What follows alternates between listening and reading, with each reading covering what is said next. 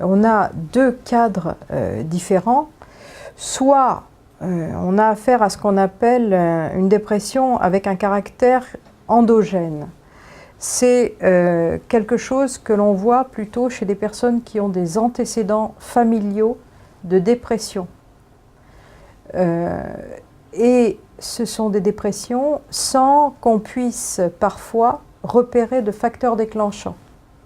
C'est souvent des personnes qui sentent venir leur épisode dépressif et qui peuvent dire « Docteur, je me suis réveillée, je savais que j'étais à nouveau déprimée ».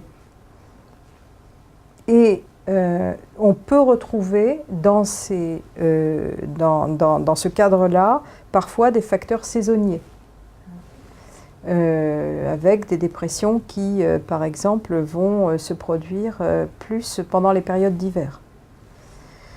On peut également retrouver chez ces personnes-là une fréquence plus augmentée de troubles du sommeil, avec parfois une hypersomnie, ou bien une grande asthénie, une grande difficulté à sortir de son lit et à se mobiliser quand ils sont déprimés.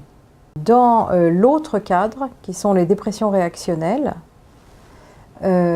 les sujets sont on retrouve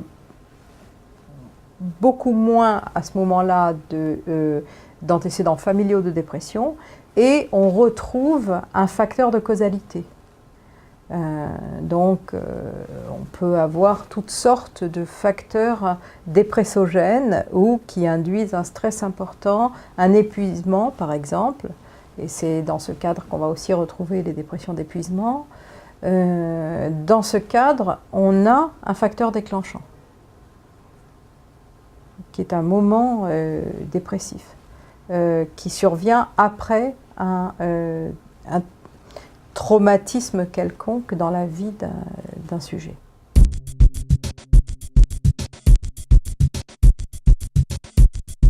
On avait jusqu'à une certaine période des antidépresseurs tricycliques, par exemple, comme le chef de file étant l'anafranil ou le tofranil, qui restent des antidépresseurs de référence, mais qui comportaient un grand nombre d'effets secondaires.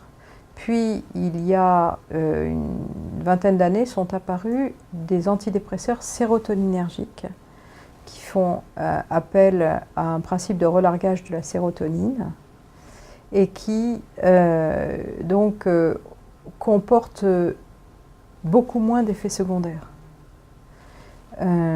C'est ceux qu'on utilise actuellement véritablement de manière courante sur le marché et qui sont maintenant souvent même utilisés par des généralistes car ils sont d'un maniement beaucoup plus simple.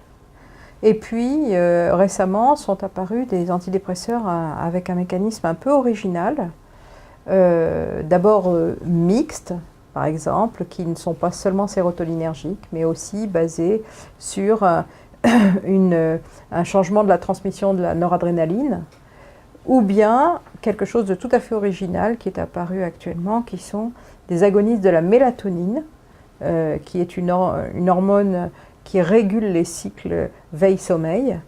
Et donc, il y a un antidépresseur qui est apparu récemment et qui, en même temps, recadre un petit peu les difficultés de sommeil que l'on peut avoir et qui accompagnent la dépression.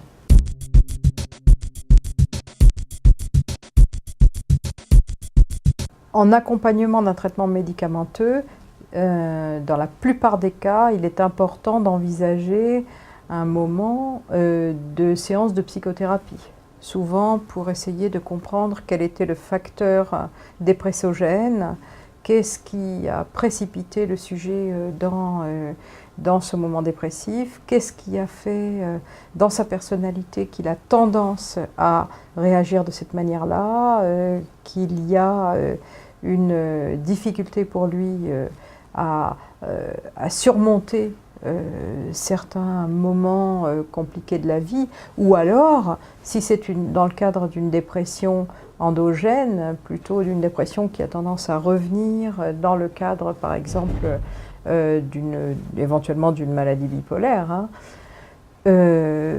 il peut aussi essayer de se préserver et d'aménager des systèmes pour avoir moins de rechutes dépressives.